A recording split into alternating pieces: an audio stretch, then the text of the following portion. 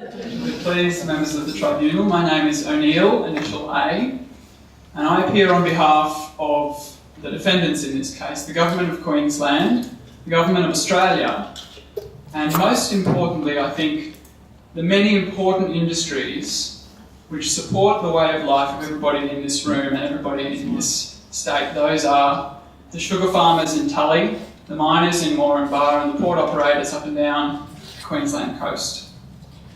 I'd like to apologise that my senior counsel, Ms Shani Tager, has been unable to join us this evening. She's become unwell and I've stepped into her place. I would like to start my contribution, Tribunal members, with what in any ordinary court would occupy my entire submission. I would like to state categorically and definitively that the charges brought by the prosecution of Mr Coyne and the relief that they are seeking is absolutely without basis. The reason I can put it so baldly is that they seem to take as their point of departure that humans come last, that we are the subjects rather than the masters of our own planet. The laws of Queensland and Australia leave no room for vexatious claims such as these. Our laws are focused on the rights of individuals, which is as it should be. The document upon which the Tribunal purports to rely and the prosecution purports to direct it to in its deliberations has no basis in law. I will draw not upon some ephemeral declaration or assembly of nations. I will draw upon one of the giants of Western jurisprudence, that is HLA Hart. HLA Hart tells us that if the law is to have any meaning at all, if it is not just to be the capricious rule of a tyrant, we must all agree upon what Hart calls a rule of recognition. We must agree upon a common rule for recognising those other rules, those subsidiary rules, which we agree are binding upon all of us. This tribunal, I submit, ought to be rules made by a democratically elected parliament.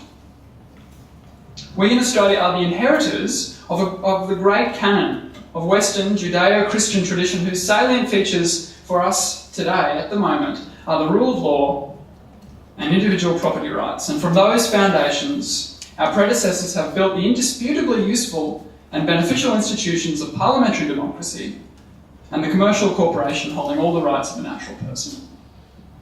That great tradition has allowed human society to shake off millennia of grinding poverty and grow our economy at an unprecedented rate. It has allowed us to expand into previously underutilised areas, and the complex systems which we have developed upon those great foundations have allowed us to reap the benefits of the natural world like never before. Today, billions across the world are undergoing a similar process, the same process that Western society underwent 200 years ago, and that is to emerge from grinding energy poverty. India and China are rapidly growing into the 21st century, and Australian coal and gas in particular are a big part of that story. Truly, coal is good for humanity. One of the most concerning things about these charges is they don't discriminate between who they label as criminals. Applying rational, logical thought to the charges shows just how capriciously they victimise the innocent. My clients respond to the charges as follows, and let me say as an aside, the different parts of Mr Coyne's argument seem unable to agree upon who my clients are, who the respondents are in this case. My clients respond to the charges as follows. The Queensland Government, starting with them because they are named as the chief offenders.